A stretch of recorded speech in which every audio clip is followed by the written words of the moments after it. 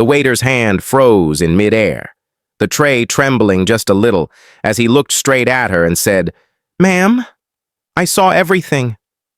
And in that moment, you could feel the entire restaurant go silent, like even the clinking glasses were holding their breath. Before we start, tell me in the comments, where are you watching from and how old are you? And let me ask you this. If a billionaire woman went undercover just to find a good senior man to marry, and a waiter caught her in the middle of her biggest lie, what do you think he actually saw? And why did he call her out right there where she couldn't hide? Her name was Dana Whitford, but no one in the town of Fairfield knew that. Here she was just Dana Wells, a soft-spoken woman in her early 60s who always wore simple clothes and drove an old silver sedan that rattled every time she turned the key. Nobody knew she owned a chain of medical labs, or that her face appeared in business magazines almost monthly. Nobody knew she'd walked away from that world for a while, because every man she met seemed to want her bank account more than her heart. So she'd left the city, taken nothing flashy with her, and rented a small cottage near a lake, determined to start over again, quietly, anonymously. And that's where she met him, Thomas Raymond. 70 years old, retired high school history teacher, widowed, gentle voice, steady hands.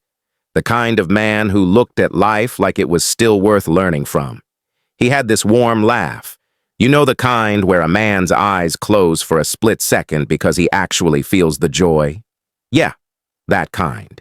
And when he talked to her, he didn't look past her. He didn't scan the room for something better. He listened. The kind of listening that makes a woman feel seen, even after decades of being looked at for the wrong reasons. You ever meet someone who makes you wonder if life waited on purpose to introduce you at the right moment? That's what Dana felt. But she also lived with this quiet fear, this nagging thought in the back of her mind. What happens if he finds out who I really am? Would he still like her? Or would everything change the second he Googled her name? They'd been meeting for lunch at Edison's Bistro, a charming little spot run by a middle-aged waiter named Luke. He had these observant eyes. You know, the kind that catch details normal people miss.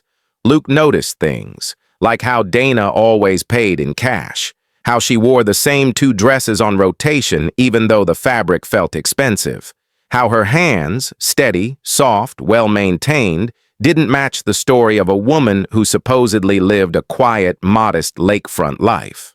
And especially how, whenever she looked at Thomas, there was this mix of hope and guilt tugging inside her. But tonight was different. Tonight, Dana had made a decision. She was finally going to tell Thomas the truth.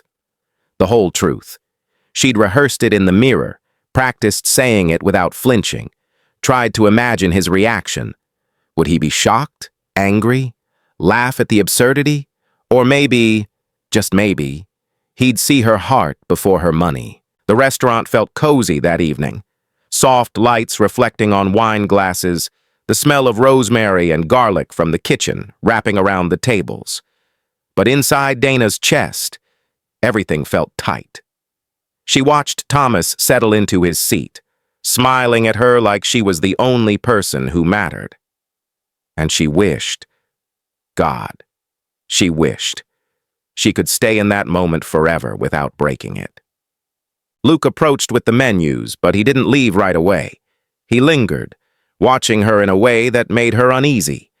Not rude, just aware, like he sensed something big was about to happen. As Thomas started telling her about the little garden he'd started behind his house, how the tomatoes were stubborn but the basil was thriving, she felt her throat close up. She wasn't hearing the words anymore. Her mind kept circling back to the truth she was hiding.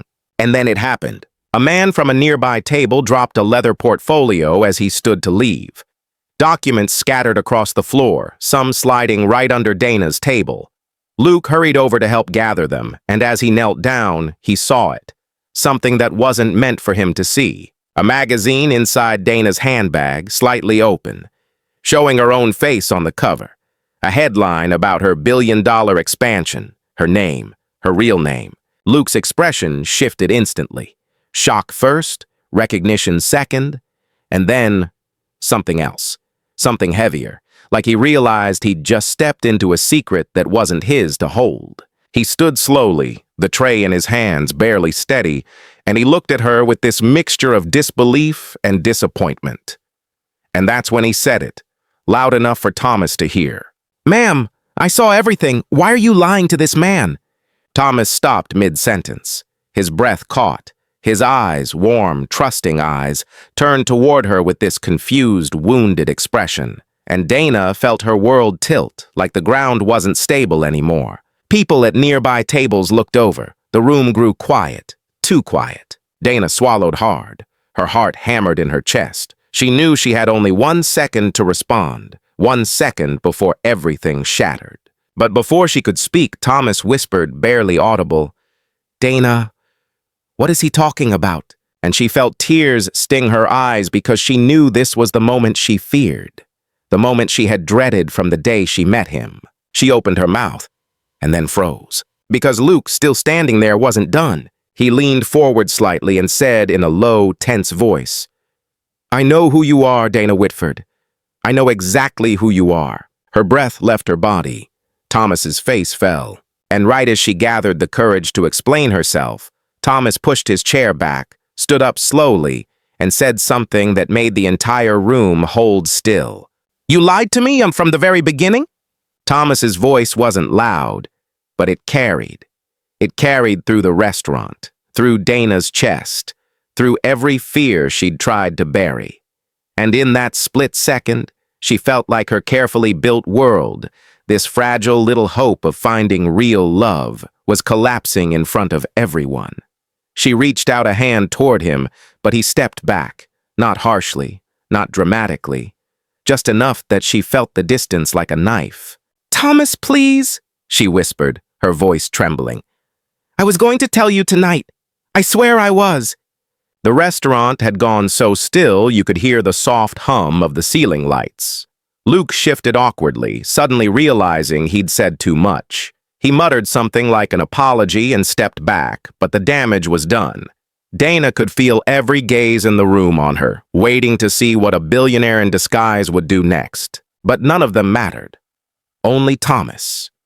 His hands were shaking slightly, and when he finally looked up at her, the hurt in his eyes was unbearable. "Why?" he asked quietly. "Why would you lie? Why would you pretend to be someone else?" Dana swallowed hard. She knew she had to speak, and she knew she had to speak honestly, without the rehearsed lines she practiced in the mirror. "Because I was afraid," she said. "Every man I've met for the last 15 years cared more about what I have than who I am. I just wanted someone to see me without the noise, without the assumptions, without the money." She blinked back tears. "And then I met you, Thomas. And you were everything I hoped for, and everything I wasn't ready for." He stared at her, torn between compassion and betrayal. "You ever see someone fight with themselves?" That's what he looked like he wanted to believe her but couldn't ignore the sting of being deceived. "I didn't lie to hurt you," she said softly. "I did it because I was terrified of losing something real before it even began." Thomas lowered his gaze. "But you lost it anyway." Those words. They were heavier than any fortune she'd ever earned. She stood there frozen as he turned away, whispering, "I need time," before slowly walking toward the exit. The restaurant doors closed behind him with a soft click, but the sound felt like a thunderclap inside her chest. And just like that, he was gone. Dana sat back down, her hands trembling. The room finally exhaled, conversation returning in awkward ripples, but she didn't hear any of it. She stared at the empty chair across from her, the wine she'd barely touched, the menu they hadn't even opened. Everything around her felt unfinished, broken. Luke approached cautiously. "Ma'am, I'm sorry, I shouldn't have—" Dana raised a hand gently. "No, you didn't do anything wrong. You just saw something you weren't meant to see." She gave a fragile smile, the kind a person uses to hold themselves together. "But thank you for being honest. Even if it hurt," he nodded, looking guilty. I've seen a lot of people lie in this restaurant, usually to each other or to themselves. But you actually looked like someone who didn't want to lie anymore. She didn't respond. She didn't trust her voice. Later that night, she drove back to her lake cottage. The road was dark, quiet, too empty for the storm inside her. At home, she sat on the couch, still wearing the same dress, staring at the dark window like she expected Thomas to knock and say he forgave her.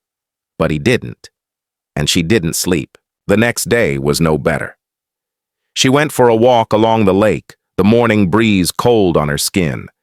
She kept replaying Thomas's face, the way his voice cracked, the shock when Luke said her real name. She wondered what he was thinking now. If he hated her, if he felt foolish, if he missed her at all. If you were in her shoes, what would you do? Would you fight for him? Or would you step aside and let him go? By late afternoon, she found herself driving again. But she wasn't sure where she was going until she realized she'd pulled into the small parking lot outside Thomas's house. She sat there gripping the steering wheel, trying to summon courage. The curtains were open. She could see movement inside. Him. Alone. Putting away groceries. Moving slowly like someone whose thoughts were heavier than his hands. She almost went to the door, almost knocked. But she didn't, because she saw him pause at the window, looking out toward the street with a sadness that made her chest ache. And she realized this wasn't the moment to fix things. Not yet. His heart needed time to catch up with the truth. So she backed out quietly, whispered a shaky apology to no one and everyone, and drove away. 2 days passed. 3, 4. No calls, no texts, nothing. She kept telling herself that maybe he didn't owe her anything. Maybe this was punishment for not trusting him with her real name, her real life. But she also couldn't shake the feeling that something between them wasn't over, that something was waiting. On the 5th day, she returned to Edison's bistro. Not because she wanted to see Luke, but because she didn't know where else to go. The place felt connected to him. To the moment everything fell apart. Luke saw her as she walked in. He hesitated, then approached with an expression that was somewhere between guilty and hopeful. "He came in yesterday," Luke said quietly. "Sat at your table." Dana's breath caught. "Did he say anything?" "Just one thing," Luke replied. "He asked if you'd been back." Her heart stuttered. "And then what?" Luke smiled slightly. "He looked disappointed when I said no." She felt her pulse quicken, a fragile bloom of hope stirring inside her. "Luke, if he comes in again, could you tell him I—" But she never finished the sentence, because the bell above the restaurant door chimed softly, and she turned, and there he was, Thomas, standing in the doorway, looking straight at her, his expression unreadable, his eyes full of something she couldn't name yet. If this story moved you even a little, don't forget to like, comment, share, and subscribe. Your support helps keep more powerful stories coming.